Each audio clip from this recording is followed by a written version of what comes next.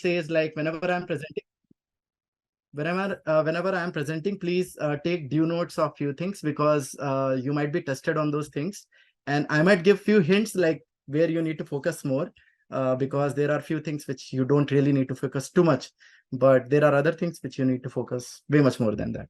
So I will share my screen now and let's see how it goes. I hope you can see the one that I'm trying to share. Can you see it? All righty. So let's begin. Let me expand the window. And so today we are going to talk about human Mars missions. And why do we even care about missions to Mars? And why not to so many other, planetary bodies exist? Why only Mars is so much like a big deal? And then why human exploration? Why not just send robots or rovers? Why to send humans there and, make our life more difficult? So we will talk about all those things. And in these graphics, you can see what is about to come. So basically, first, I would share a slight bit about my career trajectory because I'm pretty sure many of you would learn from what I learned. Is first of all, I was not going to be in this field at the very first place. I belong to a family of doctors, medical doctors, and that's why what my parents wanted me to be is a medical doctor. And if I went through what they were saying, asking me to do, if I pursued their dreams, I would be in some medical hospital and I would not be in front of you talking today. But thing is, like, I was not passionate about medical science. It is a fantastic field. And my parents wanted me to serve humanity through saving lives as being a medical doctor. But I knew that I will not make a great doctor because my passion is something else. And that passion came when I was around 15 years of age. I was in 10th class. And then I see that there is this amazing field of aerospace engineering. So I always was very fascinated about aerospace engineering, and I wanted to know what is this at the first place. So it comprises both aeronautics and astronautics. Now you will ask, what is the difference between those? So aeronautics is when we deal with the atmosphere of Earth, like there are things that are flying in the atmosphere. And then there is astronautics. So from the word astronaut, people who go above, way above. So that is something called astronautics. And where I study here is called School of Aeronautics and Astronautics. So combining those becomes aerospace engineering. So that is what I have pursued. And it was not very easy because, first of all, very few people, they have like access to education in aerospace engineering. I would also request, like, I think there are few people who are trying to mark on the slide or something. I'm able to see that. So it's slightly distracting, but hopefully, if you are trying to take notes, you can take it on your personal screen or something. So thanks for supporting. So I would move on. My first passion was aerospace engineering, and I wanted to do that. But luckily or unluckily, I didn't get that. I was never into any IITs or NITs, always missed by that 1 mark, 2 marks, or 5 marks. And I couldn't make it to my dream place, which is one of the places Chaitanya ji is asking you to go is IIT Bombay. That was first in my list, like IIT Kanpur, IIT Bombay, these two. I wanted to go there, but then it's very complicated and tough. So I ended up not going to the first tier, not going to the second tier, but to the third tier, which is like Uttar Pradesh Technical University. Now we call it in a much better way is Dr. APJ Kalam Technical University. So I like that name. So I went there, and there is a college called JSS Academy of Technical Education, Noida. The great thing about that place is like the teachers are from the south part of India and students are from north part of India. So there is a good amalgamation of south and north. And you can do wonders if you have like, all the talents from across India together. So that place kind of showed me that. And mechanical engineering department had very good reputation there. So I went there and then I learned the basics. People will say like mechanical is different from aerospace engineering, but I learned a lot of things just in mechanical engineering of how to think, how to design, how to be a good problem solver, which is what you are going to learn through Creativity League as well. So then from there, now you will say, oh my God, you were a mechanical engineer. Then how come you go to Infosys, which has to deal with computer science? So then there is the other thing where no matter what field of engineering you pursue, one point or the other, you might want to use your knowledge of computer science because some of the equations that you deal with are extremely complicated. Like in aerospace engineering, I can tell you, I tried to solve an equation which was 5 pages long. I cannot even write that. I asked computer to type all of that for me. So 5 pages of equation, I solved it using computer. So those kind of things, computer science can do wonders. So we need to learn more than just our field. Nowadays, it's so competitive that you need to know just too many things. So I knew that I need computer science education. So I went to one of the best places, Infosys, spent some time there. And from there, I started applying to some of the top educational institutes in the US. Now you will say, oh, why US? It's just because US is a fancy country? No, it was not the reason. The reason was that at that time, at that point in time, and even now, I would say for most parts, the aerospace engineering or rocket science education is the best in the US. We will still take some time as Indians to reach to that point. Very soon, we should be able to march ahead and reach to that level. But it does take time to build infrastructure and other things. And we had only 77 years of independence. So it does take time, but we'll get there. But until then, we have to learn wherever we get the best education. And then that's how we impact the community or humanity better. So I started looking at some of the top institutes in the US, and all these names that I've taken there, they are among the top of the top. Especially Purdue University is one of the best in astronautics because it has around right now 27 to 28 astronauts who went to space. One of them is Neil Armstrong, whom you might be all knowing. So it's Neil Armstrong's alma mater. And the last or the most recent man on the moon, Gene Cerner, I even got a chance to meet him. He also went to moon from here. So there are a lot of big astronauts who have gone from here. And I was not very much aware of it. My passion was to go to Georgia Tech. Because again, I didn't care about the university name. I cared about the lab. Which laboratory do I go to? Which professor I go to? So I was choosing my teacher. Who will be my teacher? So I wanted to work under Dr. Brown from Georgia Tech. But then again, dreams always don't come true. You might have to go to another place if you want to pursue your dreams. So I didn't get Georgia Tech, but luckily I got Purdue University, and that changed my life to a great extent. So I went to Purdue, and then from there, I got opportunities to go and visit some of the other countries as well. So in general, I got a chance to go to Japan twice. So I went to Keio University as well as University of Tokyo. And the best part about Japanese education system I liked is because they care about hands-on education. No matter what, like they don't delve too much into computer simulations. They do that to a great extent, but they actually showed me like the parts of a satellite and things like that. So I got to work on real satellite things. Also, this was a research exchange program, and in a joking manner, I say that in exchange, I just not got some education, but also my wife from Japan. So that was a good exchange I made. And I would like to say to all the students in some part of your life, if you are choosing your life partner, many of my friends, they have chosen from the same field. Engineers chose engineers, doctors chose doctors, educators chose educators. But I would say if you increase the design space, maybe you meet somebody who is like, whom you might even like more. So I'm married to a classical Japanese pianist who has nothing to do with rocket science. So we have a mutual admiration because of that. Coming back to the world of education, I completed my PhD from Purdue University, and I promised my dad that I will become a doctor at some point because he wanted me to be a medical doctor.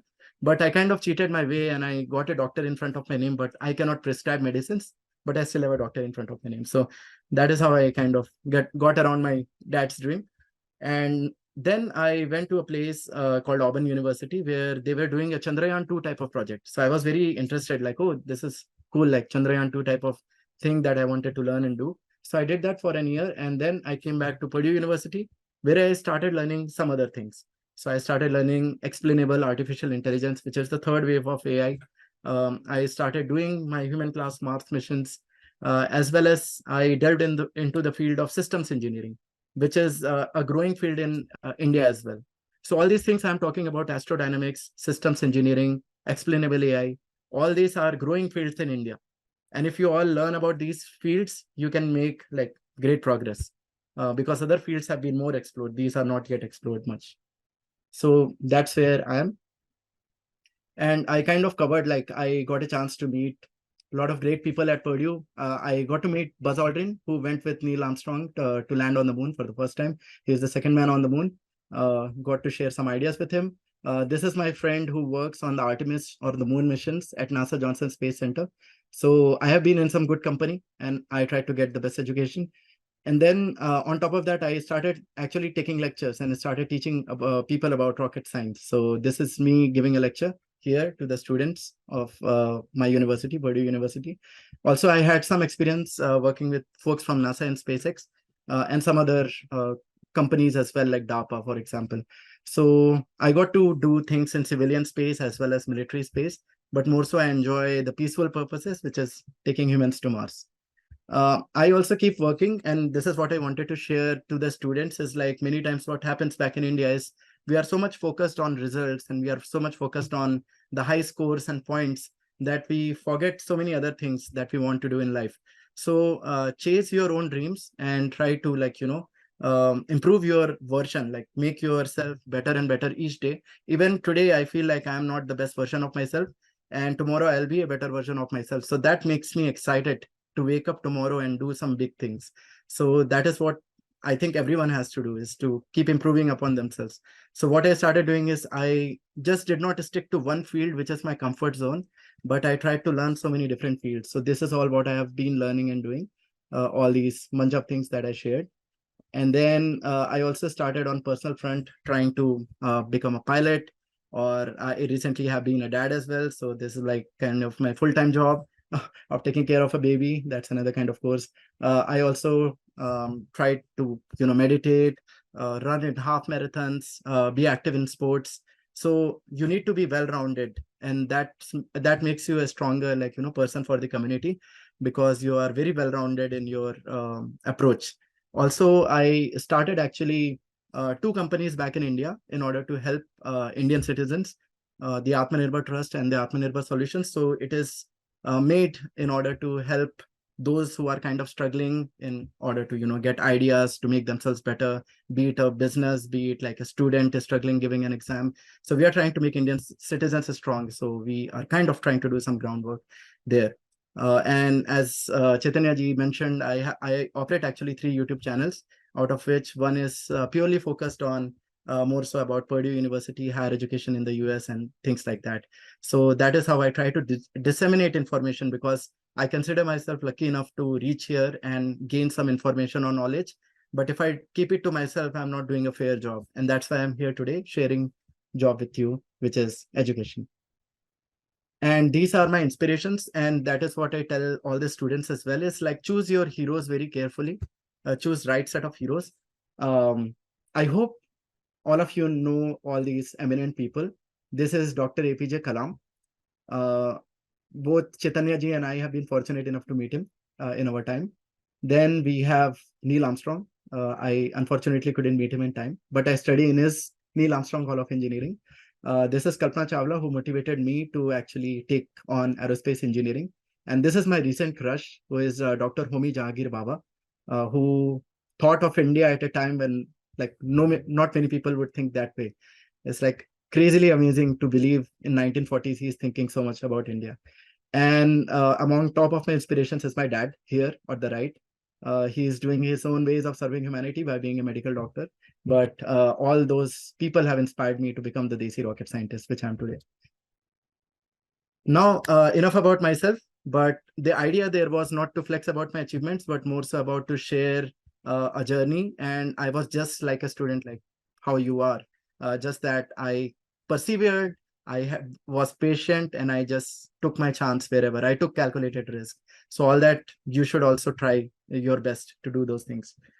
Now, the rest of my presentation is broken into 2 parts. One is about landing on Mars and why do we care about Mars and things like that. And second is the field of analog astronautics, which is how to be an astronaut being on Earth. How do you simulate those things? So those both topics are very exciting, at least to me, and that's why I enjoy sharing with others as well. So let's delve into the first topic, which is humans' missions to Mars. So why do we care about going to Mars? So I show this picture time and again to many people. Kshitij, just one sec. Yeah. I skipped one thing. Sorry for the intervention. I just wanted to clear one thing. After this session, in the evening, we will share a quiz link with your schools, which you can take from your home. It is just a 10-minute quiz, and all the questions of this quiz are from the today's session. So please watch it very, very carefully, hear it very, very carefully. and the student, those who will be scoring good, will be getting the certificate in this today's quiz, right? So everyone has to be very, very attentive, because I can see a lot of students at the backside are not that attentive. So be attentive. All the questions are related to Mars, but will be covered in today's session. So you have to be very, very attentive. Thank you so much. Sorry, Kshitij, I missed this. No problem at all. Thank you, Chaitanya ji. And like I mentioned, I will stress on few things. So please remember those, because those might be questioned or those might be asked in that questionnaire. So why do we care about Mars? Thing is, like, I tell a lot of people, like laymen in general, is that why did dinosaurs extinct from this planet? The reason was that they did not know rocket science. If they knew, they would have basically made a spaceship and have gone out of here by the time things happened. So basically, if we don't do something right now, then we might extinct as well, just like dinosaurs did. So humans are very optimistic, hopeful, and we have consciousness and whatnot. So we should maximize the use of it, and we should find our next homes. And it has been said by a great astrophysicist called Carl Sagan that humans have been wanderers and explorers for 99.99% of their tenure on Earth. And why do we care about Mars is that Mars is the closest place next to Earth, which is kind of habitable. It's not really habitable, but you can work around it as engineers.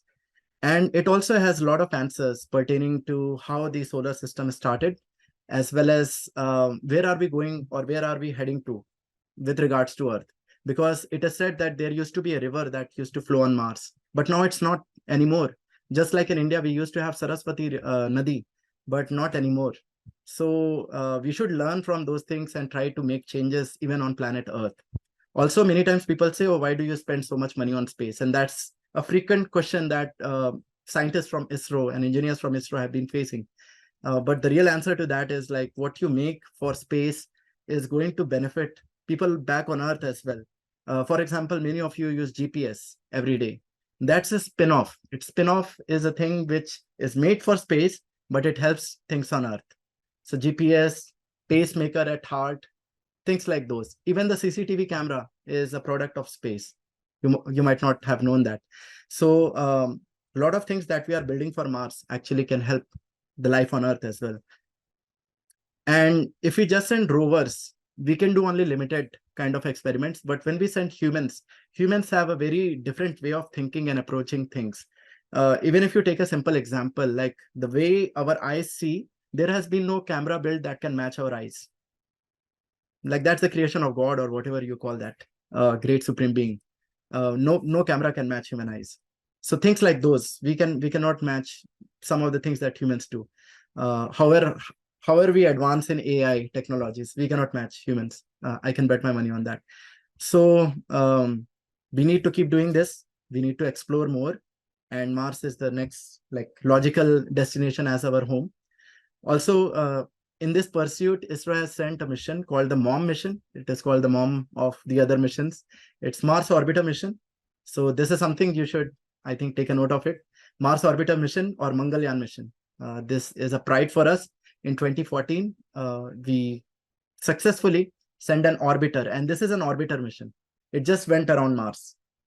It was not a landing or a rover mission, which is like Chandrayaan 3. It is more like just an orbiter. So that is what we have done. And also we plan to send astronauts from India, which are called Vyomnauts, I believe. And that mission is Gaganyaan mission. It is about to happen. It does take time to do those things safely. And that's why a lot of tests are going, if you hear in the newspapers. So that is what is going on. And I showed through two pictures. One is dinosaur and one is India reaching Mars. Then we see a lot of challenges. Like, it's easy to say on paper that, okay, we want to go to Mars. It is just, first of all, very far place. If you send anything there, if something goes wrong, you cannot really control with your hands. It's out of your hands. So communication is very difficult. There is a communication delay of at least 5 to 20 minutes. So this is something important to note, 5 to 20 minutes of delay. For example, right now we are having a conversation almost near real time. What Chaitanya ji is saying, I can hear. I can see all of you clearly. But in Mars, whatever I see, maybe already it happened 5 to 20 minutes back. So if something goes wrong, God bless you, basically. Then there comes radiation. Radiation, like you will appreciate that you are on this planet Earth, which has a very fantastic thing called atmosphere, and that has an ozone layer and whatnot that prevents all the harmful radiations of the sun to reach us and cause cancer, even though still there are some rays, UV rays, that still make through. But this radiation is a big deal. Many say that it's not really a big deal, but I think still it's significant enough for a long time. Then something which I care about is entry, descent, and landing. I will come to that.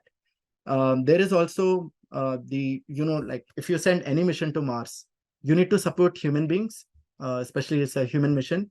So then you need to take care of all the life support system, like they should have enough water, they should have oxygen, the air should not have carbon monoxide or whatnot. So you have to enable that ECLSS, or environmental control and life support. That thing should be there. Also, the rockets nowadays, if you see the Chandrayaan mission, we have to do those slingshots and all that. It's because our rockets are not strong enough.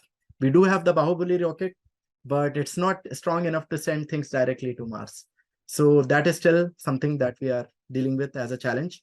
The biggest rocket that has been built is by SpaceX. That's not going to be tested, but that is just for general knowledge. Psychological effects and physiological effects, those are also a big deal, because when you go in space, you are facing something called microgravity.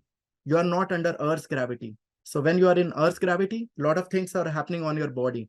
But if you are launched to space, your eyes shape start changing.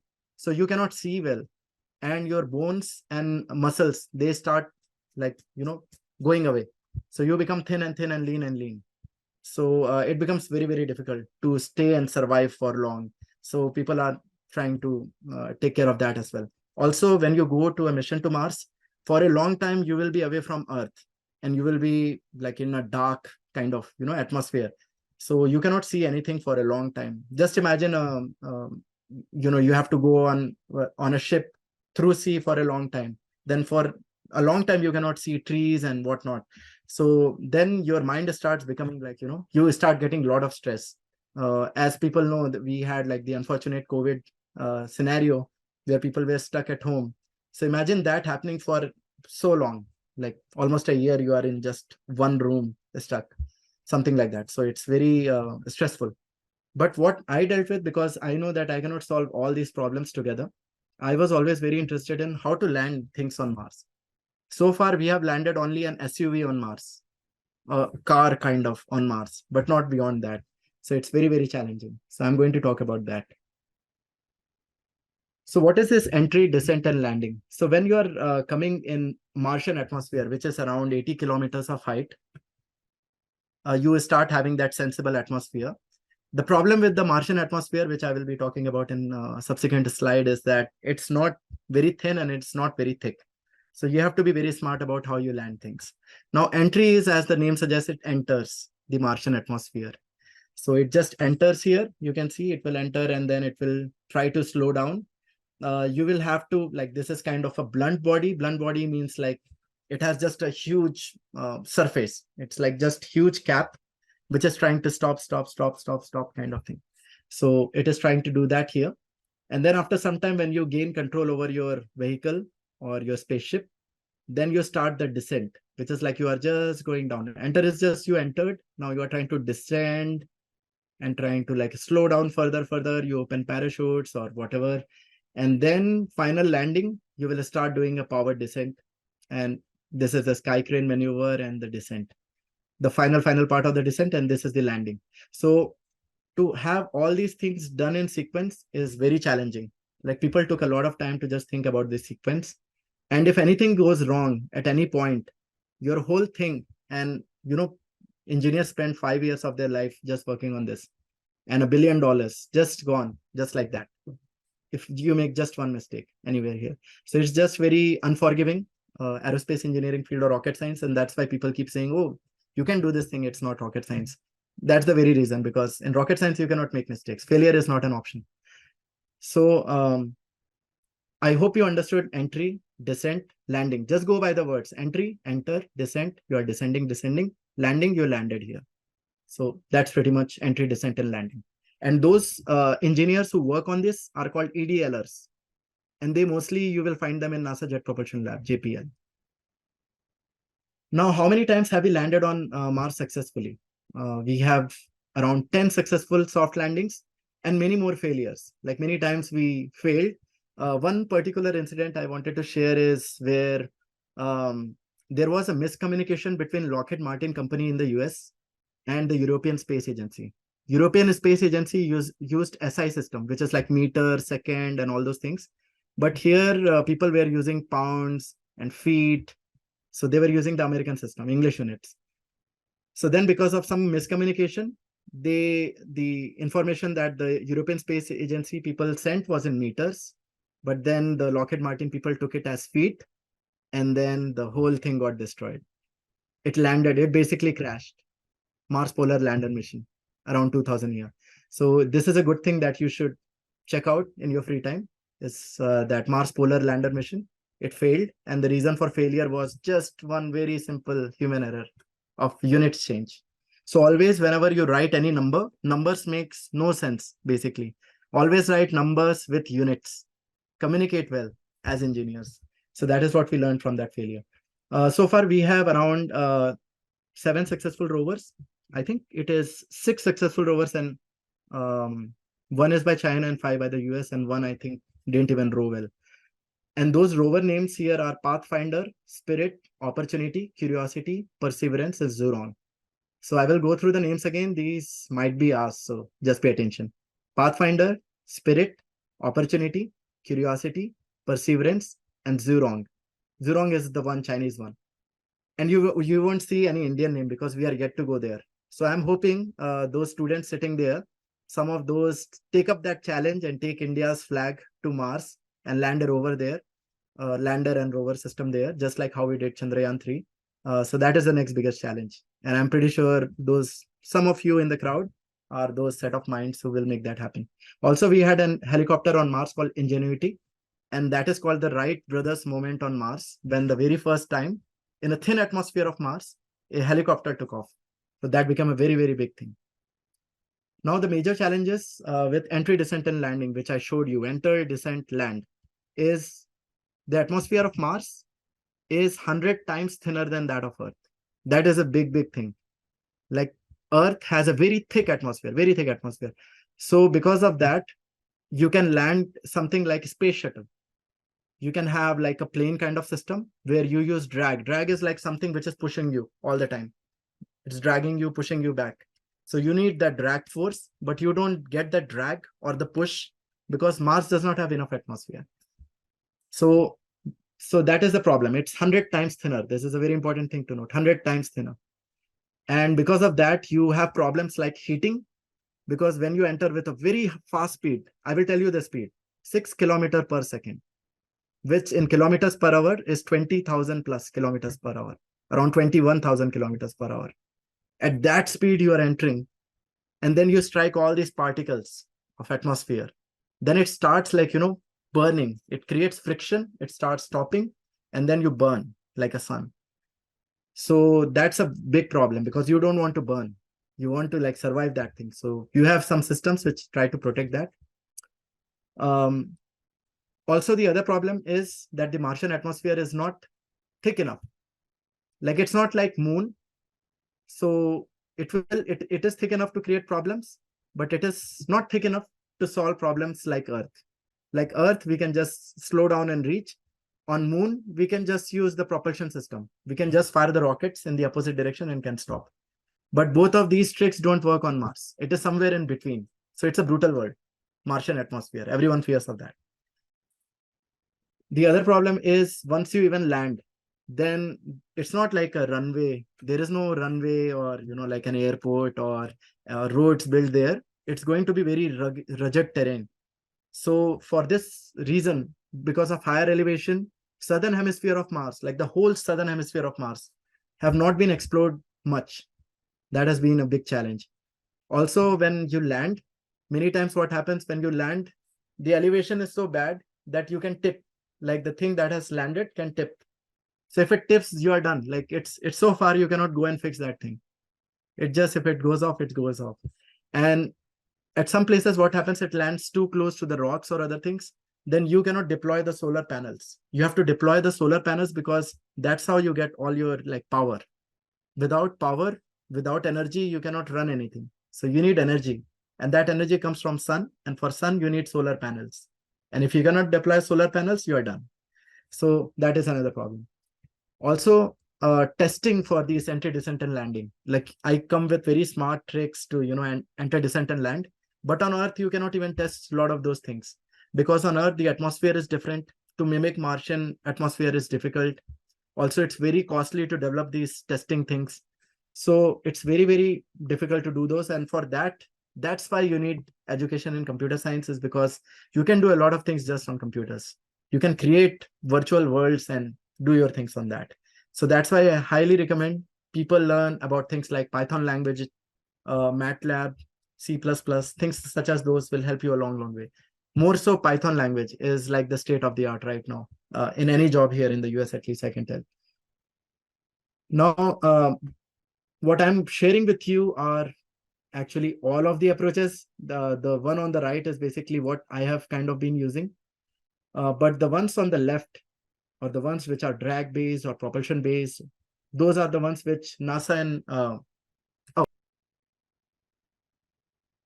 yes, Chaitanya, yes. Kshitij, your voice is little low, as there is some feedbacks in the chat box. So please take care of it. Alrighty, I will. Am I more audible now? Please You mention can in the write. chat box. Actually, let me see. Should be better, right? Okay, let me do one thing. I will do some jugaad. I just placed a box that will elevate the height of this thing, and then I can speak better. Yeah. All right. All right. So what I was saying is there are a lot of like ways in which NASA and SpaceX have been thinking about solving this entry, descent, and landing problem. And in that, the major one has been by NASA Langley Center. So again, note these things that I'm going to say. These could be questioned. So drag based. When I say drag based, it's like something which has huge surface, like something which is big. For example, this paper. I don't know if you can see well, but there is. I think you can see my hand. So if you have huge surface and if you are striking the atmosphere of Mars or Earth or anything, you can slow down, slow down, slow down. And if you have lesser surface, you cannot slow down as much. So people try to increase the drag surface here or make huge surfaces. So one such technology is hypersonic inflatable aerodynamic deaccelerators. So this is the word. You don't have to memorize anything, but just remember it's like HIAD, hypersonic inflatable. This inflatable is a keyword. And inflatable is just like, when you go for swimming, you have those tubes in which you put your body and you are floating up, something like that, but a size of a football stadium.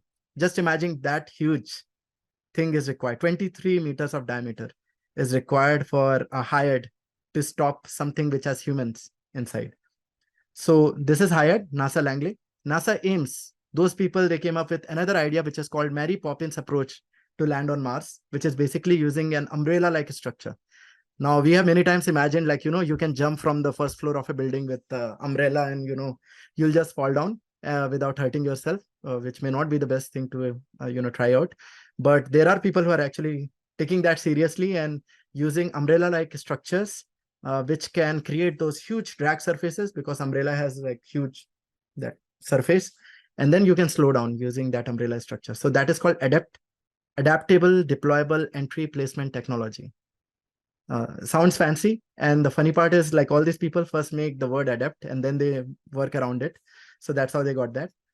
So this technology actually is developed by one of my PhD committee members who is also from IIT Madras, but now a US citizen here. So he built this thing and it's amazing, I would say. But still, there are some issues with that technology because it introduces a lot of structures and mass. So next one is what SpaceX was looking at is, you might have seen SpaceX is always like landing on that X thing on autonomous ships. And then it lands using those retro rockets, or the rockets that fire in the opposite direction. So rockets can take you up, like how you see any of the ISRO launches, the rockets go up. Or the other way is like if you use the rocket in the opposite direction, it can kind of try to stop you. So if you are falling down and if you fire the rockets in the opposite direction, you can basically hover like a helicopter. You can come down like that. So that's what SpaceX was trying to do, and successfully they did that as well. The problem with this technology is like it uses fuel, and fuel means you need to carry that fuel, and that means you need to carry mass, and everything mass in space science or aerospace engineering or a space mission means money. So you need to send a lot of money to make this happen, like billions of dollars to make this technology happen. So people, that's why, shy away from using retro rockets too much. They want to use something inbuilt in the vehicle. Now on the rightmost, you see are some things which kind of NASA proposed in their design reference mission in 2009. And very recently also, they proposed the same thing. What I started looking at is something called parawings, which have like deployable wings. You won't have wings at first, but you will deploy. So SRP, supersonic retropropulsion. HIAD is hypersonic inflatable aerodynamic deaccelerator, and ADAPT is adaptable deployable entry placement technology. So just remember a few of these things. They might be tested, so that's why I'm telling it again. Now, this is what I was looking at, is having these deployable wings and this very simple shape. And this is like a, like a thin body that is entering. It's not huge. It's not like a umbrella. It's not like that huge football field balloon. But this is more like, the shape is so simple, slender body, and then I have wings on top of that. So that's what I started looking at. Don't worry about any of these numbers. They are just to scare you a bit. But actually, I just wanted to say I looked at this very carefully. And then what we wanted to do is like, what has happened in previously is this problem has been seen as a challenge, a limited timeline challenge. Like you have to do everything within, say, 7 minutes. And it's called 7 minutes of terror. So I will share with Chaitanya ji that video also, which he might be able to share with all the schools later on. But you can see that video, 7 minutes of terror. Very good video made by NASA JPL folks. Very inspiring video. So the problem has been because all these things, they are not controllable. Like balloon, if you take an example of a balloon, you cannot control the motion of that. If you just throw it up in the air, it will go somewhere. Wherever the wind takes, it will go there. But if you have something like a glider, which you can control with a remote or something, then you have more control over your thing, which is what we want to do. And if you can make that happen, you can actually go to the southern hemisphere of Mars, which has more answers to the ancient history of Mars, never explored by the scientists till date. So that is what is ongoing. And I actually proposed this idea to a competition in NASA called NASA Innovative Advanced Concepts, and very competitive. We are in the second stage, and hopefully by January 6th, there is some positive news. But this is what exactly I have shared with the NASA folks as well in that NIAC.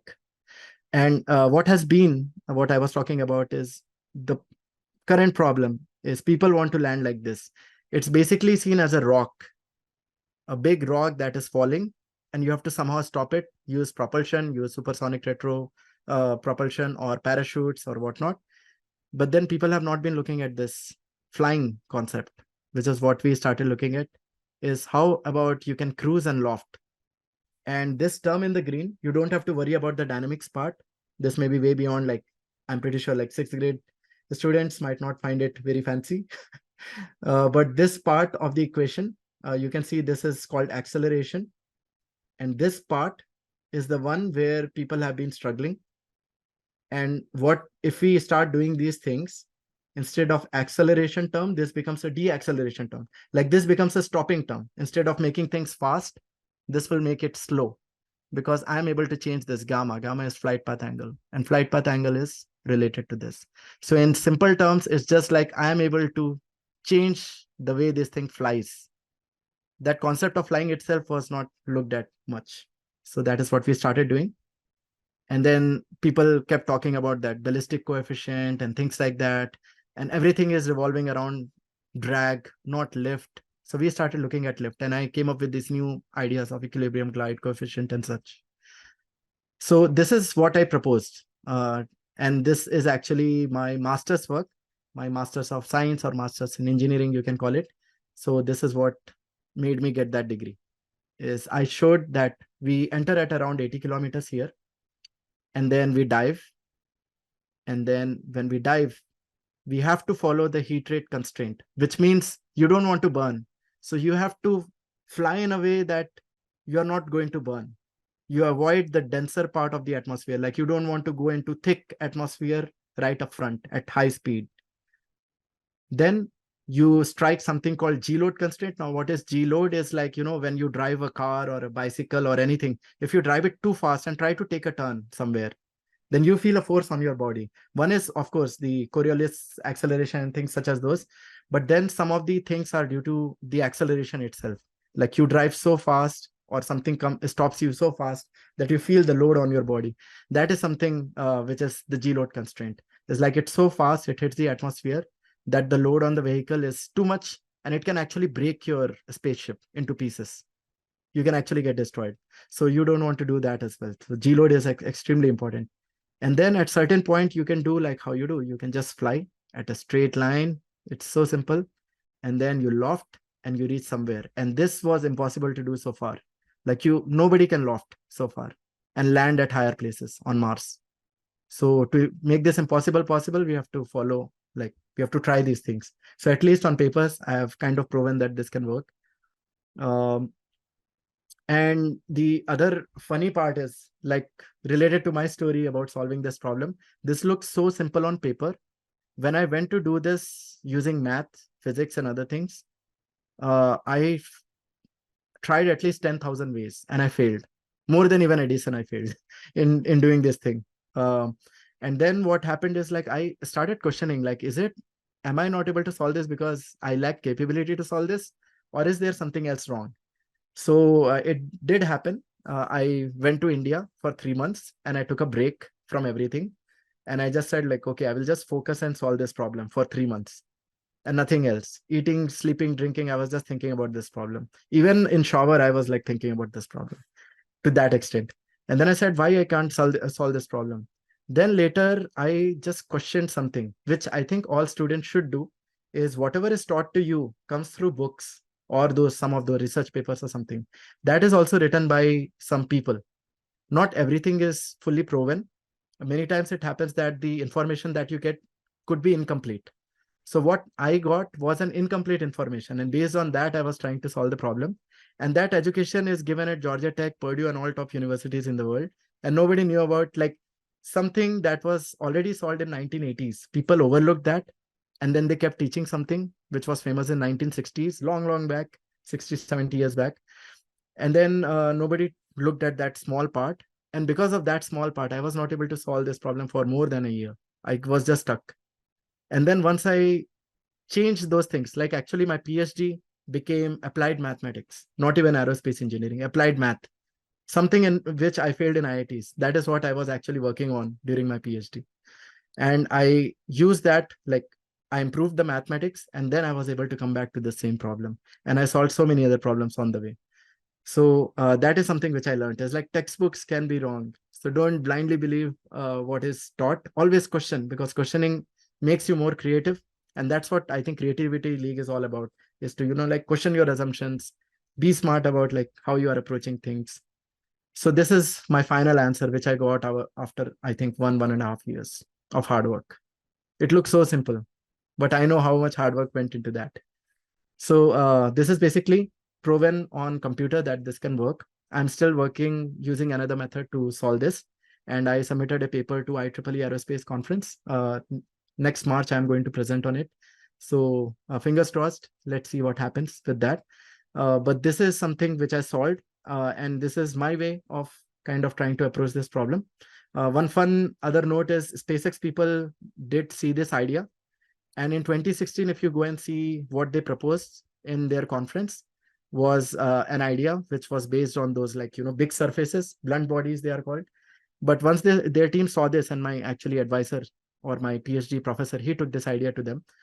And then they looked at it and they changed the shape of the vehicle. And the Starship you see today is basically to a great extent inspired from this.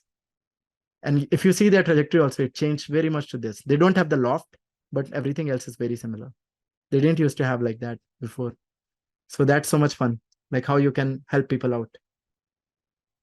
Now I'm moving to the second section. If you have any questions, you can reserve them for the last, because we will go through everything and then take questions so that it will be easier to do. And I hope I will just check the chats in just in case. All right, yeah. I hope everything okay. Karen is saying it's not audible.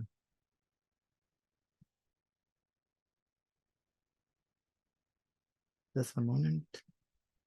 I'm audible to all, right? You can do a thumbs up to say it's all good. Yes. Okay. Everyone is raising hand. I hope it's all good. So if anyone has audio issues, they can check at their end because it may be at their local system. At my end, I can see everything is functioning well. So we can continue with the next section, which is a very fun section. Many times what happened even back in India and even here in US for a very long time, what I observed is we learn a lot of things through books, and we learn a lot of things even through computers and whatnot. But how many of us like try to do the hands-on education or even go beyond and do experiential learning, like experience that thing and learn? So that kind of education is very much needed. And I think in future, what I believe is there will be a point where the degrees you get won't matter as much as the skills you gain over time, and the approach you have will matter way much more than any of these degrees that you get. So toward that end, I started doing this. And since I was inspired from Kalpana Chawla at an age of 15 and left my home at that young age to gain the education, so I always wanted to experience how to be an astronaut. To that end, I went to a place which looks like Mars. And that place is called Mars Desert Research Station. So please note the name. Again, it could be asked. Mars Desert Research Station. Why I'm saying this name is because there are so many other places which help you learn about how to become an astronaut, but some are only reserved for American citizens. You have to be a US citizen to be into that. Or some are there which don't really look like Mars. They might just be a tent inside which people are there for a long period of time. So what people try to gauge there is more so human factors. What here we do at Mars Desert Research Station is geology, because here a lot of the geology is very similar to that of Mars. And there used to be oceans here before the dinosaurs disappeared. There also are a lot of dinosaur fossils here, which is a fun part of being here. Agriculture, there is a green hub here where we try to see like how to grow plants on Mars. So the fun thing about any space mission is it's not just about aerospace engineers, but if you have any kind of education that can be actually used for a space mission. So if you know how to grow plants, you are a very useful person actually. If you know how to see the stars and like communicate through that or make your way, you are great. Astronomy is good. If you are good in electrical and computer science, great, because we need communication. So things like that, like whatever you learn, AI, virtual reality, human factors, like many people just study humans themselves. So all those things we were able to actually explore there. And many of the things we did there, I will go to the next slide and talk more about that, but were very much different from how we live on Earth. So what were some of the things which were Mars-like? So the isolation, because at this place, only 7 of us were there. And I went there twice. Both times, only 7 people were there. And there are some people for support, but there are only 3 of them. And these 7 people, you have to just like live with them. Rest, there is no one around. For a very, very far area, it's just like a desert. And the closest town that is here, called Hanksville, it has only 200 people. You can count them basically. Not more than 200 people live there. So at such kind of place, we were there for around 2 weeks, 14 days. And that was interesting.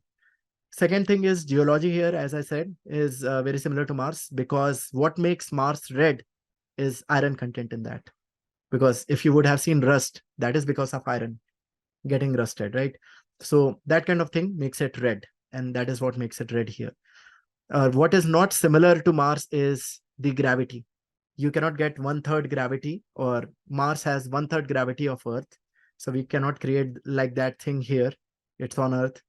The atmosphere is basically Earth. So you cannot mimic the radiation and a lot of other things like the Martian atmosphere, because Mars does not have like just nitrogen and oxygen, it has other things.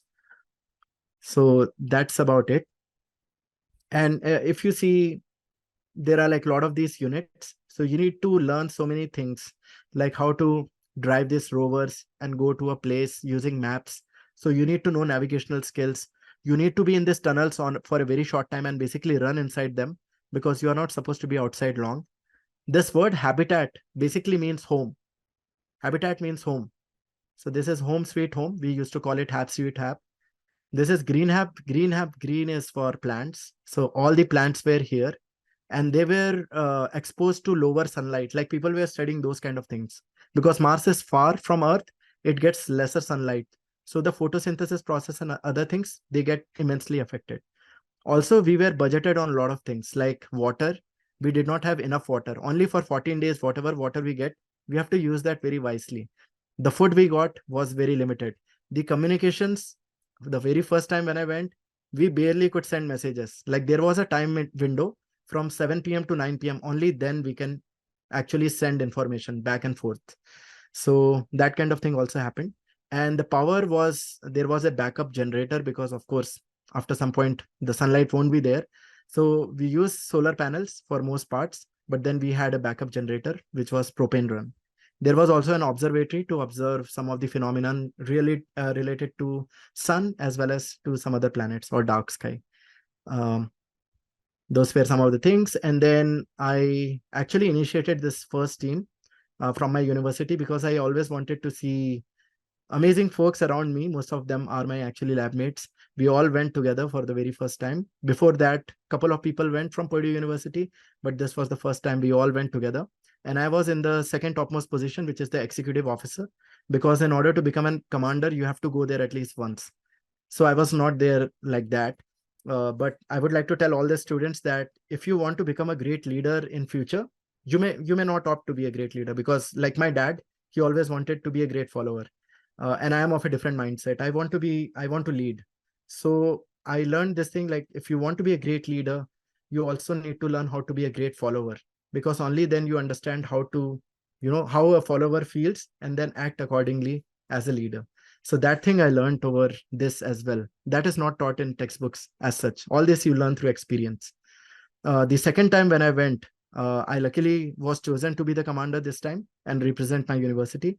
So I went there, and the best part was this was the first time an Indian person became a commander of a team which had only like internationals. Before, there have been Indian commanders, but only of Indian teams.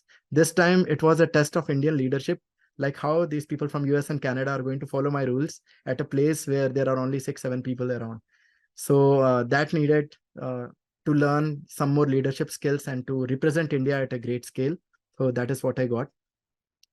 And like I said, like we learned a lot of things on the fly. I got a remote pilot license to fly drones. I got a amateur radio license, thanks to all these like activities. Otherwise, I would have never tried all those things. So I would highly recommend, like sometimes you need excuses to do these kind of things so that you become a better version of yourself and you gain those skills which like can fascinate you. And later you will say, oh my God, I would not have done this if I didn't go there. So how I took India along with me, that was always my goal, is like, when I go, I truly feel that I'm representing India. And if I'm given a chance anywhere on this planet to represent India at any scale, be it very small or very big, I will do my very best to represent it at in a nice way.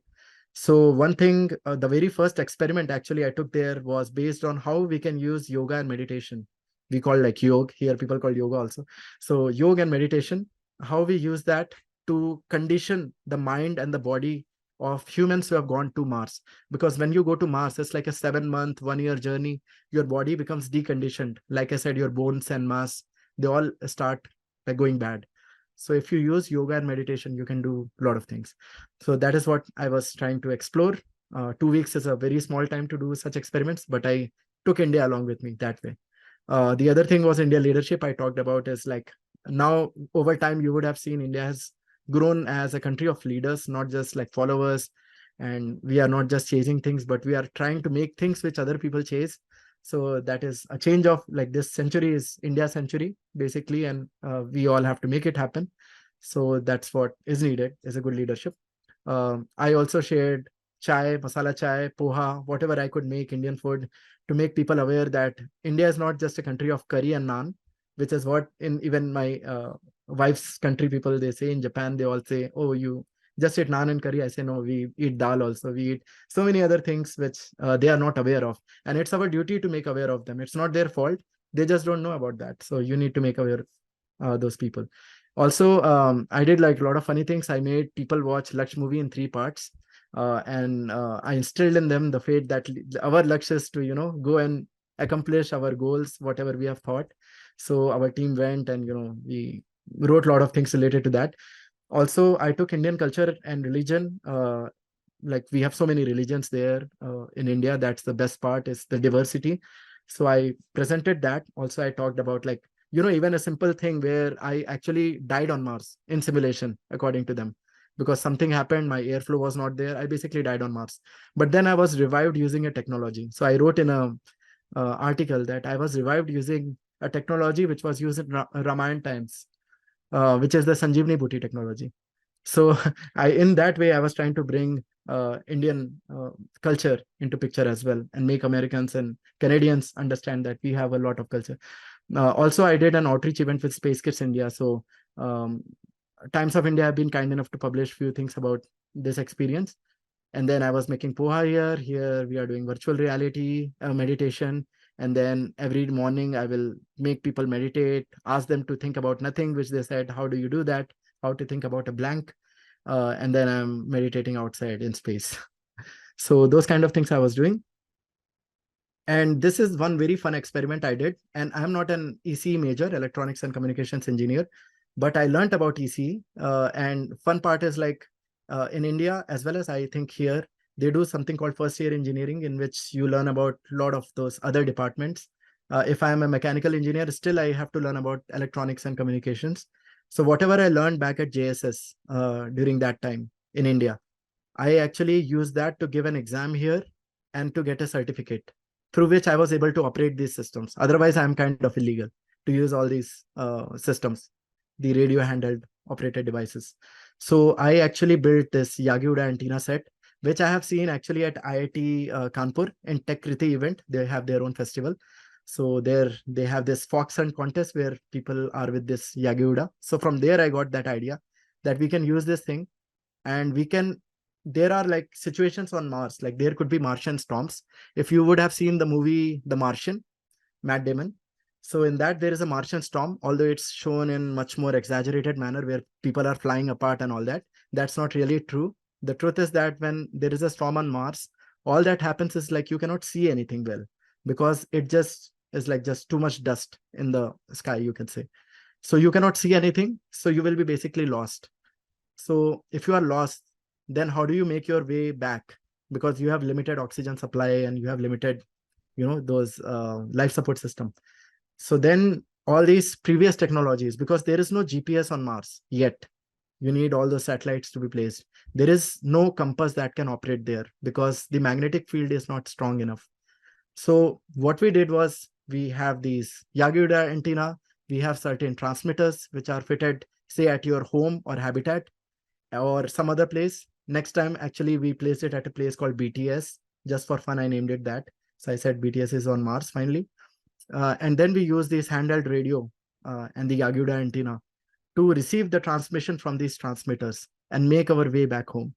And on top of that, I was given these, the very first time when I went, I was given this challenge, just like a pilot in pilot training. You have a training in which you have to only look at the uh, plane's instruments. Like you cannot see outside. You have to just see altitude, velocity, speed, all these things, and make decision. So something like that we did. We have a hood so that I cannot see much. My visibility is very limited. And I was wearing like very relatively heavy space suit, which is here. And then you have that visor or that helmet or space thing. You cannot see much. Actually, even driving is so difficult because you cannot see beyond certain point. And then you are wearing thick gloves. So if something falls, like if you want to take it, it's just so difficult, at least 10 to 20 times more difficult to do a very simple thing. So all that I was doing outside, and the weather was very cold, and all that I have to face. And we did something called extravehicular activities. So this is something important to note. Extravehicular activities.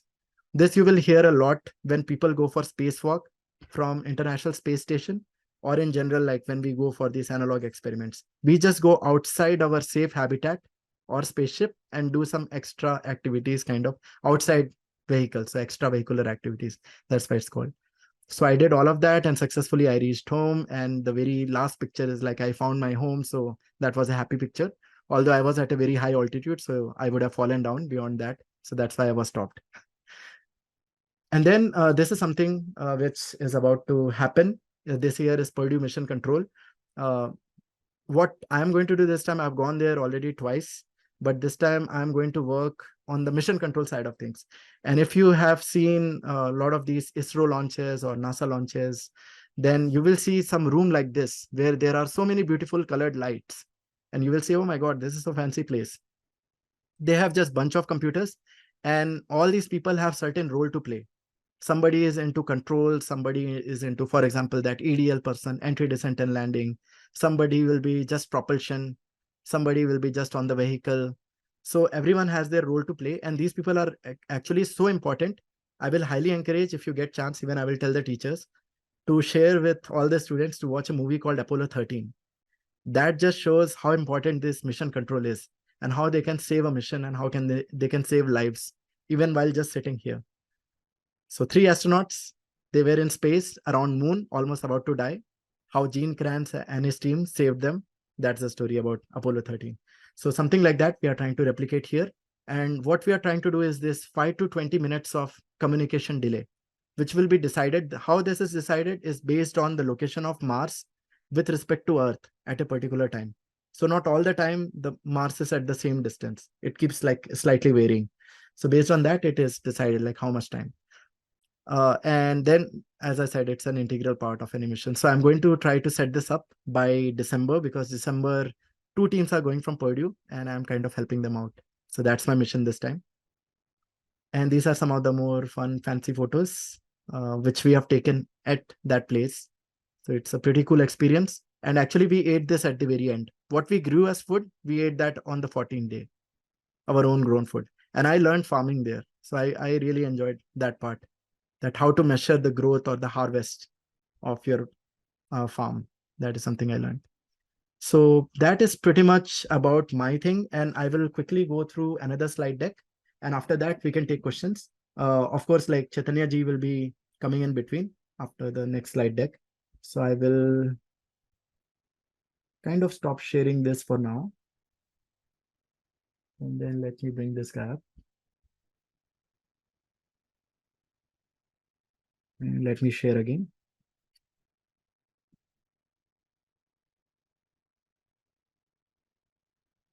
I guess you can see the screen.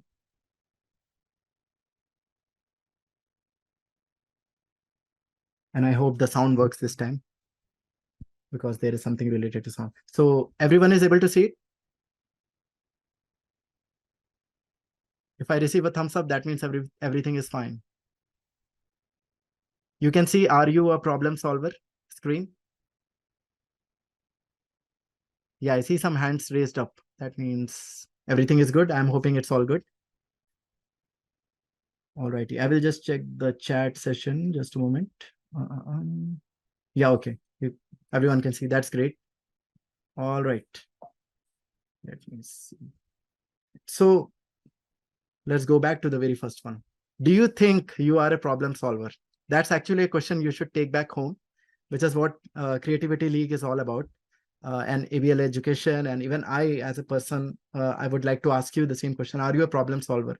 Now, when in Indian context, when I think, when even my parents used to ask, for them, a problem solver is somebody who goes in an exam and scores full points, and, like I'm given 1+1 and I write 2. That is not really the problem solver in today's world, because that is something even computer can solve. What you can solve is something which even computers can't think. That is a problem solving attitude. So a problem solving mindset, actually, what all does it involve is being proactive. What is this word proactive? It means like if you have a problem at hand, you just don't keep sitting and wondering like, okay, somebody will come and solve that. You have to be proactive, like, okay, this is a problem, I want to tackle it. I showed you my example, like there were so many problems related to human Mars missions. I have been proactive and I said, I want to tackle the entry, descent, and landing on Mars. That is one of the toughest challenges confronting humanity, and I want to solve that. So that is being proactive. Optimistic is one day it will happen, not today, then tomorrow. I tried 10,000 times, I failed, but I was optimistic that no, somehow we have to solve this. I have to think in a different way. So you have to attack the same problem different ways, but you have to stay very patient and optimistic. This is something which I have found. I think basically teachers are the ones who have the most patience. But beyond that, if you go on a road and if somebody is driving, you will see like people have no patience. In general, like if you watch videos, people want to skip, go fast, do things fast. Patience is lacking. I would say develop that. That is something which will be valued in this century and in coming times a lot.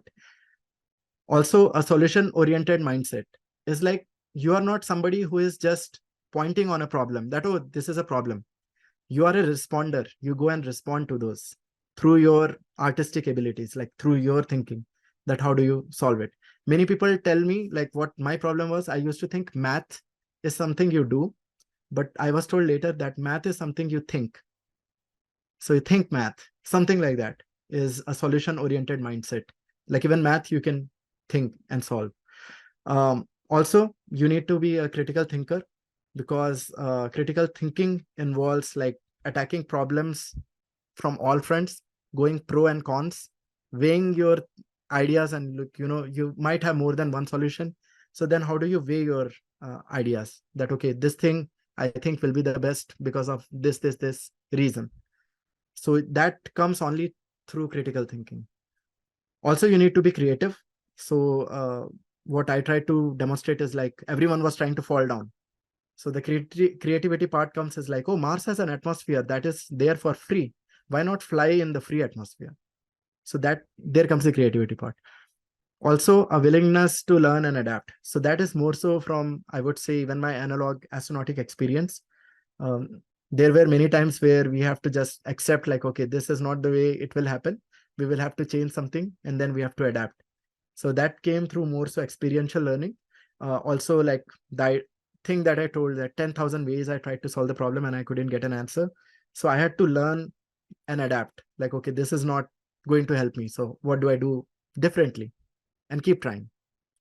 So yeah, don't think about difficulties, because every day in life you will have problems and every day you will face difficulties. Instead of like lowering your head and saying, oh no, this is a difficult thing, you should just face it with, like full fearlessly. And you should try to use all your abilities to solve that and solve it in a team. If you cannot do everything by yourself, you always have teams to do things. So there are 4 steps involved, and I'm going to play this, and I'm hoping this will sound okay.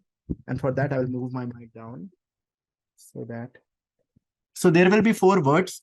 What I want you to do, because you cannot actually be able to speak from your mic. So in your mind, try to say these things, which are said again and again in this video. All right.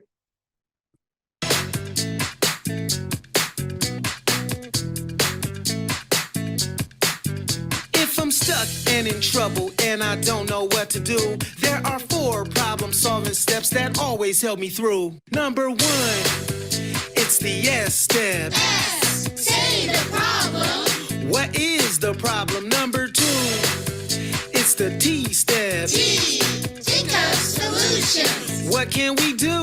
Number 3, it's the E step. E, explore consequences. What might happen? Number 4, it's the P step. P, pick the best solution. What will work the best?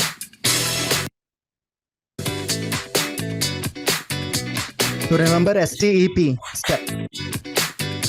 So let's all remember the 4 problem-solving steps. Let's say them one time over so we never forget. 1, 2, 3, 4.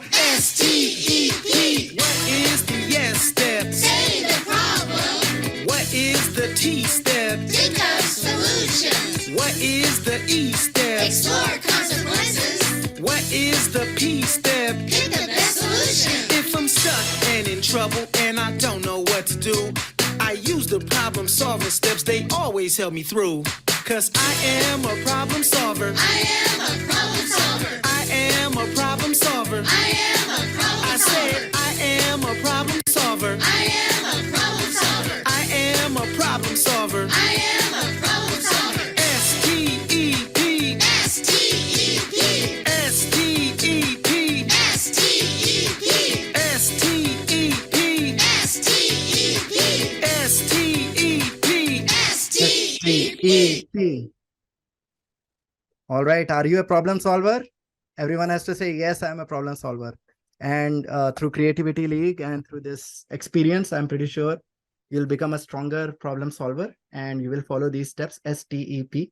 And that's what was shown in this video. Thank you for your patience, but I will quickly go through the rest deck. I will share that here in a moment. This is, I think you can see it now. All right. So now why we talked about the problem solving is because that is what you are going to nurture more, the creativity and problem solving in this India's biggest league, the Creativity League that is created.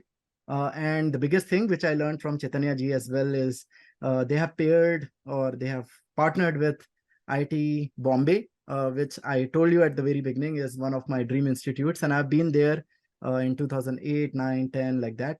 I always used to go to the Tech Fest and Mood Indigo, and very amazing place. Like just to be there, I can say like the energy, the vibe, the people, the professors, the students is just next level.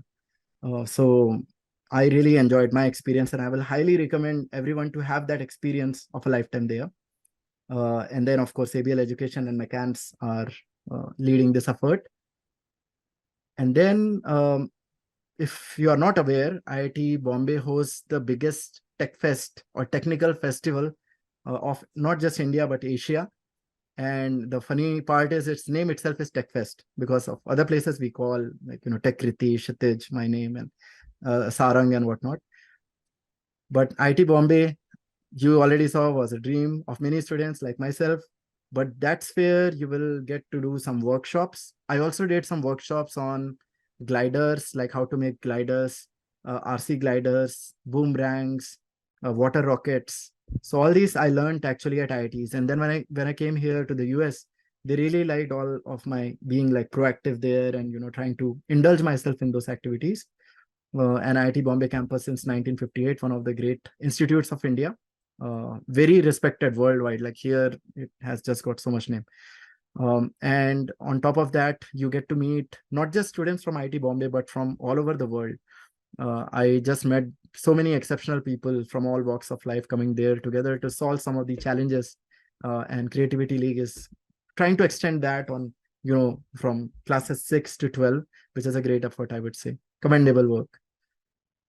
And then who is this intended for? Like all this experience of the Creativity League is for those who want to bring creative ideas to their life and are problem solvers, not just for, like going to school and solving a problem, but in day-to-day life, how we deal with problems. That attitude is built through that kind of experience. And then one question I had is like, what is the premier space research institute of India, or what is the premier research organization of India? You can type in the chat. I would like to see how many know that.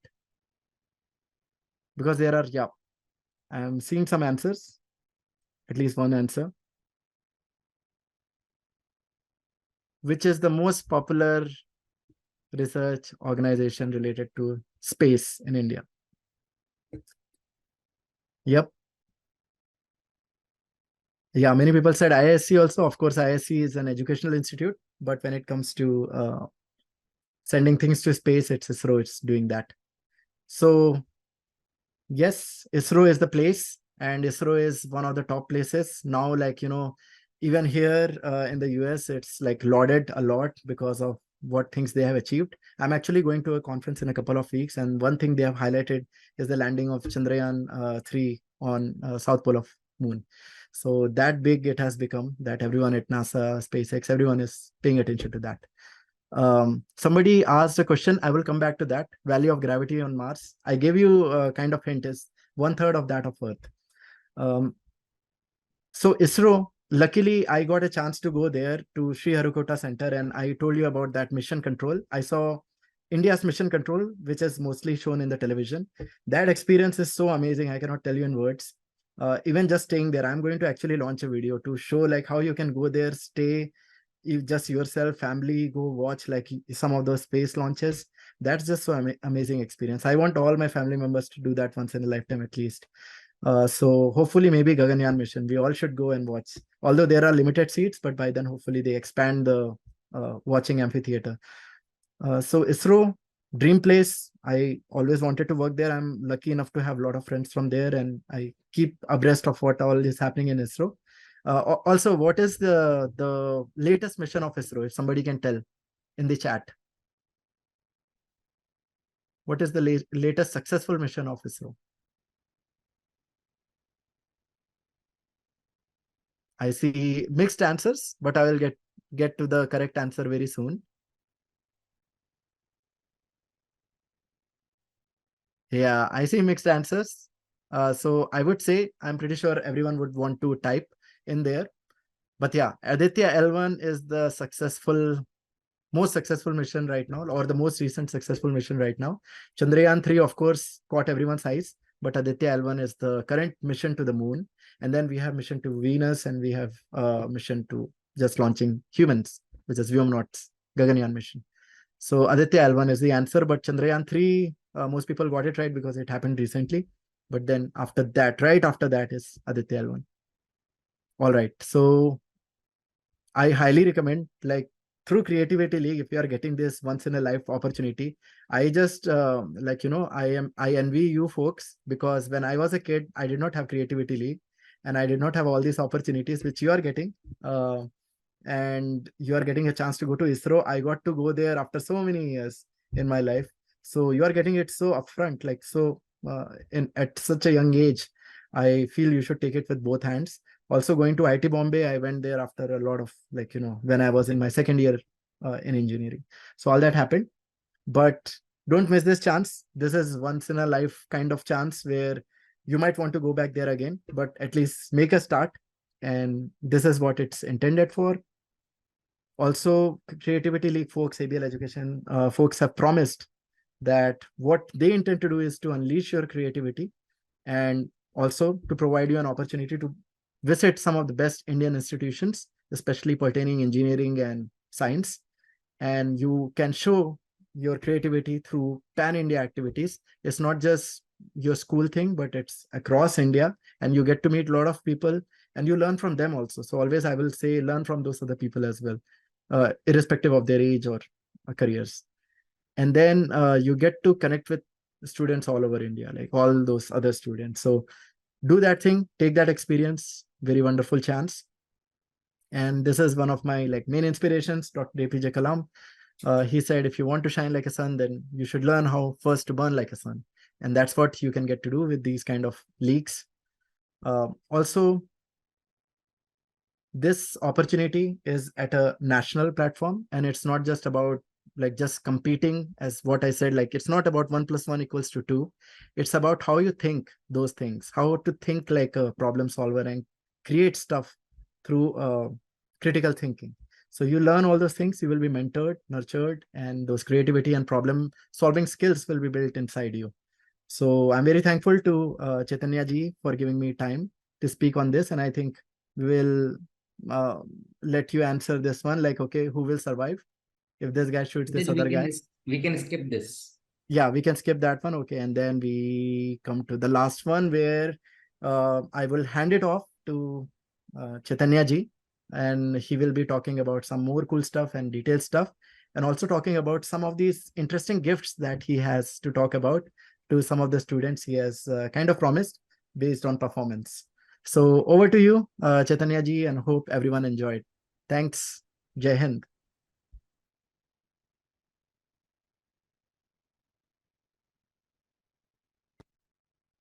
Thank you, Kshitij. Thank you so much. And I hope people are waiting and very eager to ask their questions. So please stay with us, and I'll take not more than 5 to 7 minutes because I have to just finish the gifts which you have just proposed.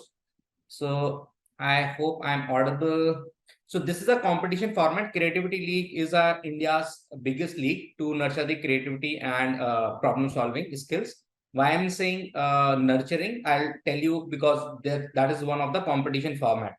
So competition goes like this. It is in 2 stages. First stage is in the round 1, we will unlock the hidden skills. So there is an online assessment, MCQ based assessment that will be taken on 5 skills. And in the round 2, we will be mentoring the students to unleash their problem solving skills with a framework called Ideal Framework, where we will tell you how to identify a problem, define the problem in your own words, then explore the multiple solution and take the action on some specific solutions, and then look back whether this solution is the ideal solution or not. In the second stage, the competition will be conducted first in the zonal level, and the zonal winners. So every zone, we will be choosing 3 winners. They will be going to IIT Bombay for the finale. And the finale winners, I'll be sharing what they will be getting. So the student can participate into 2 categories. One is grade 6 to 8 and second is grade 9 to 12. So this is the second category. A student has to participate individually in the round 1 and 2, that is assessment round and the mentoring round. And then in the stage 2, when the competition begins, then the students can form a team of maximum 3 students. The first stage will be completely online and the second stage will be completely offline. So zonal competition and the finale that will happen in IIT Bombay will be offline conducted. The zonal cities will be announced in creativityleague.com, and from any school, if we are getting more than 200 students participating, we will conduct the zonal in their school. That is what we have decided. The top 3 teams from each zone. So let's say we are making 15 zones. So total 45 teams from 6th to 8th class and 45 teams from 9th to 12th class. That will be moving to IIT Bombay for the finale. The registration has already started and we will be closing the registration for students on 12th of October. That is day after tomorrow, because we are yet to close on 7th of October, which we have extended till 12th of October. On 21st of October, there will be first assessment. That will be MCQ based assessment based on 5 skills. After that, there will be mentoring. So on 1st of November, the initial round of mentoring will happen where we will set the rules. And from 7th of November to 10th of November, that will be 4 days of mentoring will happen. So total 5 days of mentoring will be there. 1 day will not be mentoring. It will be just sharing the rules of that mentoring. And 4 days will be the complete mentoring that we will be talking about. From 17th of November to 25th of November, we will be doing the zonals. That will be physical zonals. And 27th to 29th of December will be Tech Fest this year. And everyone is invited to IIT Bombay for participating in this Tech Fest. And you will get a chance to watch world's best innovations by all the universities, including Purdue University. You can see at IIT Bombay. So 27 to 29 will be finale. In the round 1, the assessment. Now your question can be, which skills you will be assessing? So these are the 5 skills: mathematics, coding, logical reasoning, creative, scientific literacy. And you will be also getting the mock questions. If you think that how you will be knowing the syllabus or the what question will be asked, so there will be mock questions will be given till 28th of October, and you can solve those questions. And on 21st October, we will be having the final assessment. And this is how the report card would be looking like. You will be getting the individual score in all the 5 skills, which is compared to the average score of 5,000 students, along with the comparison with the highest scorer, so that you can identify the skill gap. You have to understand this report card is not a filtering round. So in round 1, there will be no filtering. It is just to identify the skill gap. That's it. So the question type will be MCQ. The assessment time is for 15 minutes. The number of questions will be 40. 8 questions on each skill that will be asked. Total marks will be 100. This is the zonal round, which will be conducted in your school if more students are participating. Otherwise, there will be common zones. 15 zones will be conducted across India. So during the mentoring, you will be given 4 problems which you have to solve in 4 days under the guidance of the experienced mentors. In the zonal problem, there will be one problem given that you have to solve. And in round 4, that is the finale, the problem statement will be announced on the later stages for the zonal winners only. These are the benefits and awards that the student will be getting. First, they will get a chance, that is a lifetime opportunity. You will be taken to ISRO. So winner from 6 to 8 category and winner of 9 to 12 category. So 2 teams will be winner team will be going to ISRO along with the teacher coordinator. So teacher will also get the chance. Secondly, 3 teams from 6 to 8 and 3 teams from 9 to 12. All these zones multiplied by the number of zones will be going to IIT Bombay for the finale. So this is a great opportunity. Secondly, all the winners will be getting the trophy, and the total cash prize winner for the winners is 80,000 cash prize apart from the goodies. So 80,000 is the cash prize that you will be getting.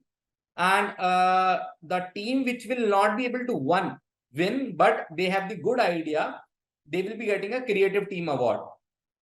But the participation certificate will be given to each and every participant student, and you will get an opportunity to have a peer learning at a national level. Till now, you have participated in various competitions where you have learned through your groups only. Now a student of Delhi can communicate with a student of Tamil Nadu or JNK, Jammu and Kashmir. So it will be a national platform that you will be getting the learning. And also there will be a scholarship for the STEM program. So you will be getting a free scholarship. You can learn coding, robotics, AI, 3D designing through our platforms for free of cost. So the total prize money is 5 lakh rupees, which will be distributed. Now it is your choice whether you wanted to watch ISRO and IIT Bombay through Innovators on YouTube channel, or you can physically experience live innovations in ISRO and IIT Bombay and make new friends from different schools pan-India. So what is your choice? Please mention in the chat box choice number 1 or 2. Only one school. I am waiting for other responses too. Fine. So those who are saying that they wanted to experience live, so here is a gift. First, you will get a free of cost chance to participate in TechFest Olympiad, especially for grade 8th, 9th and 10th student.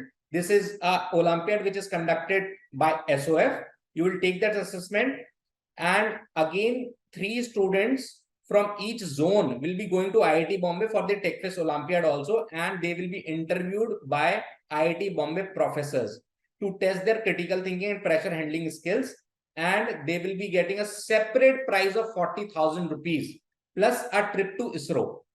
So now 2 teams from 6 to 8 and 9 to 12 will be going, and 3 winners of TechFest Olympiad will be going to ISRO along with 1.2 lakh rupees is the cash prize now. So this is one gift. Second gift is for if you register online for the mentoring, you have to pay 2,000 rupees for the 4 days of mentoring. But if you register through your school, you do not have to pay anything. That will be completely free of cost. So this is a second gift. You will be getting the mentoring through our experts. But the thing is, the prerequisite for the mentoring is you have to have a kit using which you have to solve the zonal problem and the finale problem along with the 4 problem of the mentoring, right? You can have any kit in the world which is under the guidelines, and you can solve those problems. That's it. But there is an additional gift of Mecanzo. If you wanted to buy Mecanzo kit, then you can get the Mecanzo kit also, and there will be a discount for that will be offered to the students. And if you do not satisfy with the kit, then you can return that kit also. So this is how you can register through your school. You have to just give your names to the school management, and then you can register. And this is the registration charges for the competition, 499 for the individual student. But again, if you give your name through school, then you have to pay only 250 rupees. Just to remind you, this registration will be closing on 12th of October, day after tomorrow. This is only for today, right? And sorry, for next 2 days. And now the students, those who will be registering, they will be getting an extra Creativity League t-shirt after the registration. So this is all you will be getting: your assessment, mentoring, challenges, and TFO, TechFest Olympiad. every child will be getting the participation certificate, an opportunity to visit IIT Bombay and ISRO, and cash prize of 1.2 lakhs. And what you have to pay is just 250 rupees instead of 2499 for the registration. That's it. And this registration cost is only for the assessment. This cost is only for the assessment. That's it. So this is all from my side. I do not want to take more time, though we are about to close the registration. Now I will hand over again to Kshitij. Now there are two ways. Either you can raise your hand one by one and we can just unmute and you can ask your query. That is one. Second, you can post your queries in the chat box and one by one I'll be taking those queries and I'll ask Kshitij to answer it directly. That is one. Second, there is a quiz planned by Kshitij only. He has prepared two quizzes separate in 6 to 8 category and separately for 9 to 12 category. The link of that quiz I'll be sharing with the teachers only, not here right now. And because every child has to take that quiz individually, so the quiz will be open at 5 p.m. today and ending at 5:10 p.m. today only. So it is a 10-minute quiz. The students, those who will be scoring good, that is more than 75% in the today's quiz, will be getting the certificate on their email, e-certificate on their email. So we will be sharing the quiz link with the teachers on the WhatsApp group. The teachers, those who are not there in the WhatsApp group of Human Missions to Mars, please request on this number which I have mentioned in the chat box, that is 9211786061. You just mention your number in the chat box and we'll add you in that group and we'll share the quiz link. Now over to you, Kshitij. I'm just stop sharing it and one by one, you just raise your hand or post your query in the chat box. So this is now Q&A session. So there is first query I'll take of Mrunal Chaudhary. Kshitij, over to you. Thanks, Chaitanya. Just unmute yourself and you can ask your query. So my query is that to Kshitij sir. Sir, the US government or NASA is in contact with any intelligent extraterrestrials? So a great question there. But the thing is, like, even if they are, they will not be able to, like, they won't leak that information out to the world very easily. There are things happening in the US Congress and other places here in the US. Some folks are saying they have kind of seen a few things which seem to be extraterrestrial work, but we are not really sure. So I cannot really tell if it's true or not. But I'm very, very sure that there would be extraterrestrials. It's just that who finds the other one first. Like the more advanced one will find the other one faster. So let's see we Thank you, win the sir. race. Yeah. Thank you, thanks. sir. So I'll take one question from the chat and one from the those who have raised the hand. So another question is from S. Siddharth. What is the solution for bone loss on Mars, as Mars has 1/3 of Earth's gravity and the bone becomes brittle and easy to break? Yeah, that's a great question again and again. I am like EDLer and not the bone specialist. My dad is a bone specialist, but I am not. So, but thing is, like, how you get around this solution is you have to basically exercise your body more. And the problem happens because on Earth, the gravity is 9.81 meter per second square or 9.80665 meter per second square. So because of that, things happen to your body. But if you are not doing, like, if you are in space, you have to do more to get kind of that similar impact on your body. So in all International Space Station missions, there is a schedule where you have to do exercises at least 2 hours, 5 times a week or something like that. So that's the only way out for now. Fine. So another question, next question is with Dayavati Modi Academy. Kshitij, this is one of the old and one of the very good school of Meerut. Can you just unmute yourself and ask your question? Dayavati Modi Academy, Meerut. So my query is how is life possible on the Mars? That's again a fantastic question, because we know that on Earth we have a lot of like comfortable things like oxygen, water, and things like those. So to answer your question, life is actually not really possible that way, because there is a lot of carbon dioxide and not oxygen on that planet. Also, there is basically nothing there right now. It's a barren desert, or dead desert, basically we would call. But what humans have the capability is to make anything at any place. Like consider a place like Middle East, Saudi Arabia, and other places.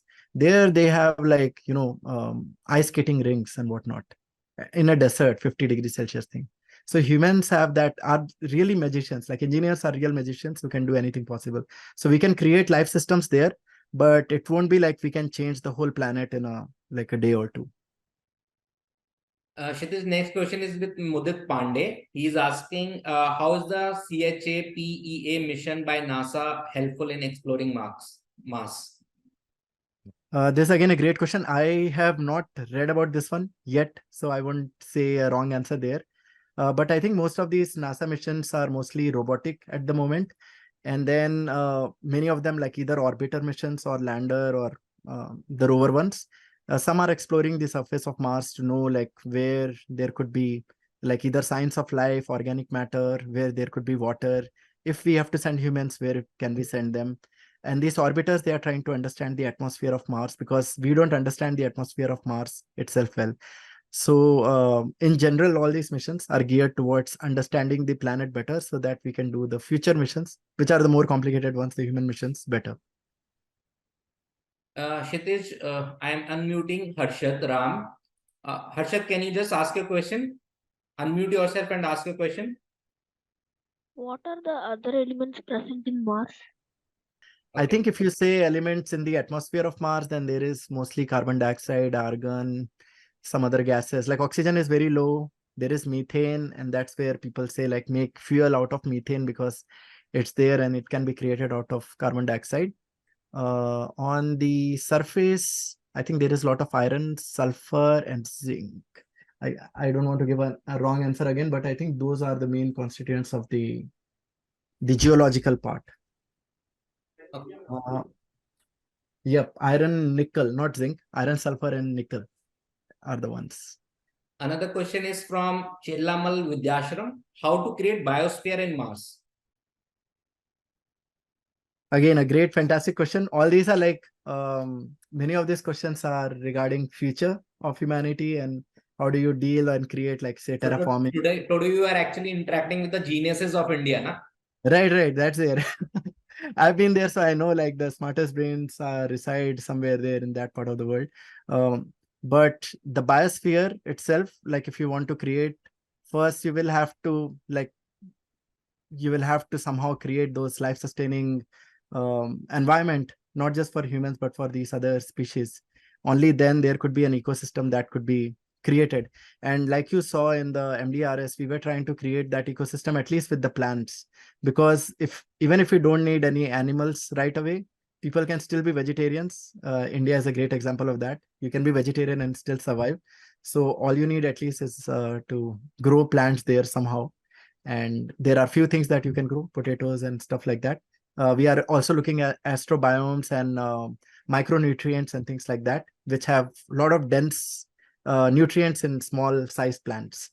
So those kind of things have to be first studied, and then you can create the biosphere around that. Thank you. So next question before I lower down the hand, Kshitij, any recommendation for this initiative that we are taking of Creativity League? Your suggestions for the students? Oh yeah, one thing I did share with Chaitanya ji as well is how many of you want to start a space company in future? You can write down in the chat if you want. How many of you would want to explore the option of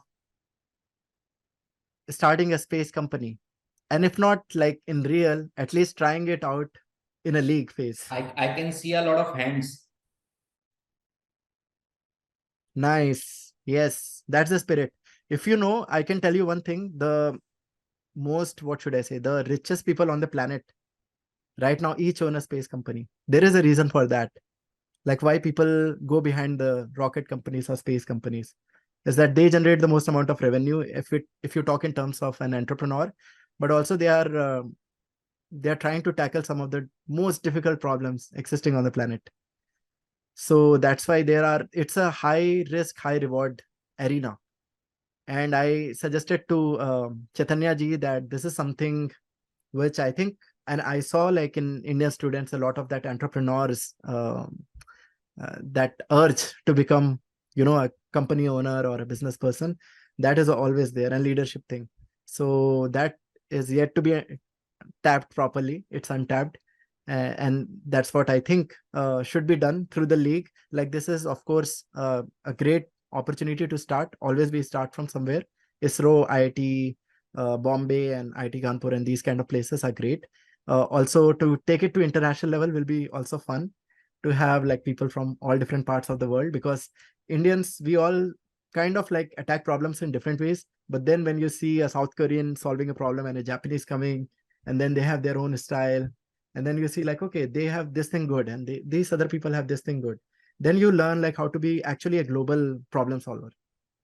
So those are few of the suggestions. Is to Next You're year, doing a great hopefully, job. next year, hopefully, with your support and help, we will take this creativity lead at an international level that we have discussed separately. Fine. So next question, Miss Sudha Singh, I'm just please unmute yourself and ask your question. Dr. Lu, sir, I have a doubt that sir said in during his presentation that we can consider Mars as our second planet, and so we need to look for a second moon in the near future. And in order to make Mars habitable, we need to terraform it. And the process of terraforming Mars may take a few centuries. So the process is very time consuming. And for example, humanity suffers any major calamity during that period. So what would be the substitute? What would be the habitat for humans during that time? That's my question. Oh, that's again a very fantastic question. And again, like, I am a very optimistic person, and that's why I say like, oh, Mars should be our second home.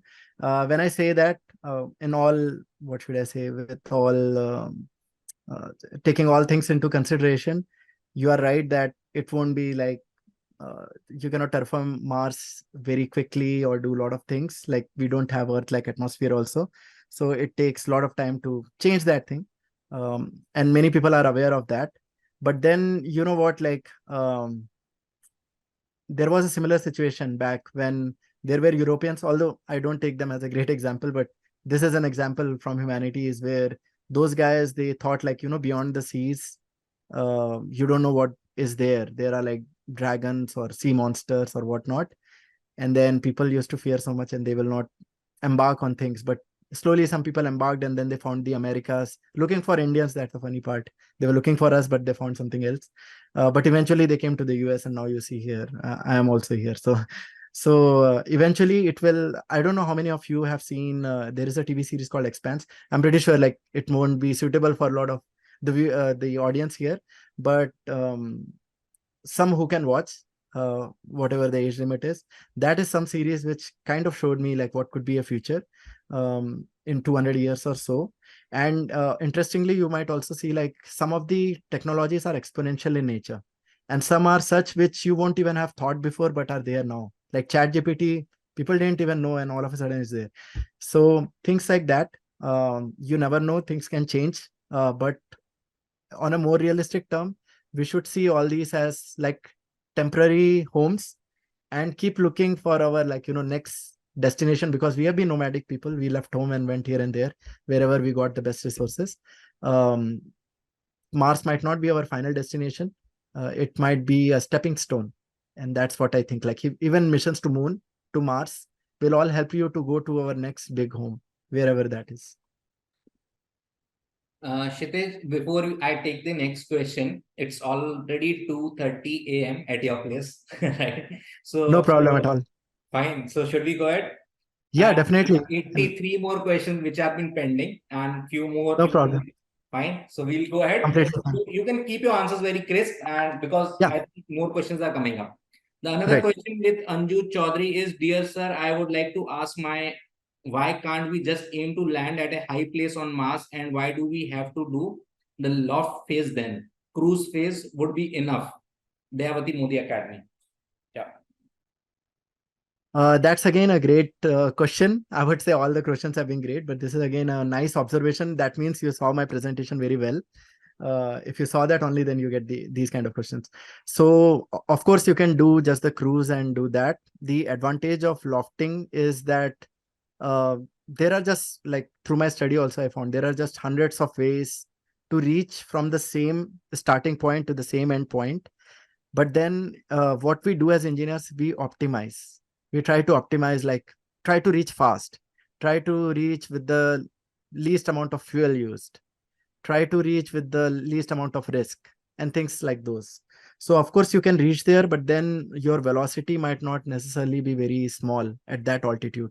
What you can do is, like, you can go slightly lower in the atmosphere. And what advantage that have is, if like students, I'm pretty sure, might not have read about the atmosphere, like how it changes over altitude or with height. So as you go from ground to high up in the sky, the atmosphere, it starts becoming thinner and thinner. There are lesser particles. So then if you have lesser particles, then your thing might not slow down as much. So if you fly lower in the atmosphere, closer to the ground, then you can slow down faster. So you can be more effective in doing that. So ideally you would want to slide on the surface, like, go very close to the surface, but that's very risky. So that's why you don't do that. You pick an altitude like 5 kilometers and do that. So that is the answer to that. Thank you. So I'll take more questions from the chat rather than because chat there are so many questions pending. This question is from grade 6 student Arush Kashmir, and he's from Guru Gobind Singh Public School at Nasik. What are the surface layers and atmosphere layers of Mars? Like this question I didn't understand well, but like, for example, on Earth we have the troposphere, stratosphere, and all those things, right? But I don't believe like on Mars we have done that kind of demarcation yet, and we are still studying that. And if there has been already, I know there is Marsgram data and such, but we have like a Martian troposphere, Martian stratosphere. I have not heard like that in my studies yet. So there has not been that kind of demarcation. But we do like exponential atmospheric studies as conceptual design for that. So that makes it simple. This another question is from Sakshi Rajput. Why aren't we aiming for the Martian poles? That's where we had the incident, the Mars pole incident. And you are right, like at poles, usually there is the, what do we say? There is water, like chances of having water is more on the poles. And that's why we sent Chandrayaan-3 mission to the South Pole of Moon.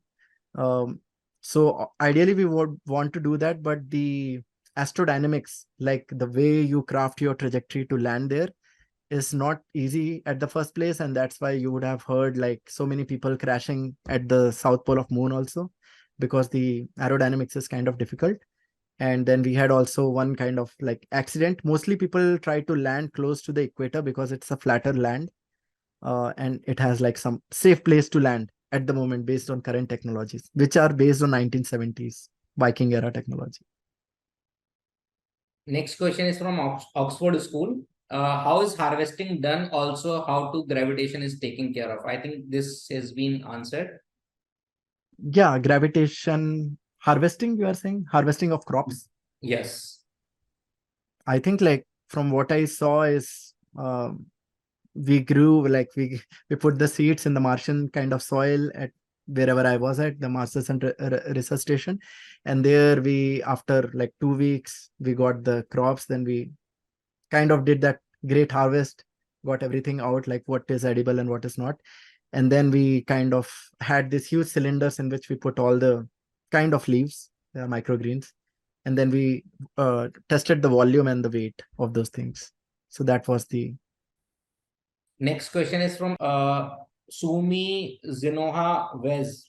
Can you just unmute yourself and ask your question? Sir, I have a doubt. Yes. How much percentage that humans can survive on Mars? Right now, 0. Right now, it's easy answer. Nobody can survive on Mars at the moment. But I think we are building technologies towards that. There are actually companies, I know here people work on something called RETHI, Resilient Extraterrestrial Habitats, RETHI. So that is NASA funded, and they are trying to make homes on Mars. These are civil engineers, mechanical engineers, all ganged up together, grouped together to craft these things. So we will have some place like where people won't die right away. This next question is with Savita Srivastav. She is asking, why can't parachutes be opened in vacuum? Yeah, basically you need some pushing thing, right? Like for parachutes to deploy, you need a pushing force. Like vacuum basically has no air. So then you have nothing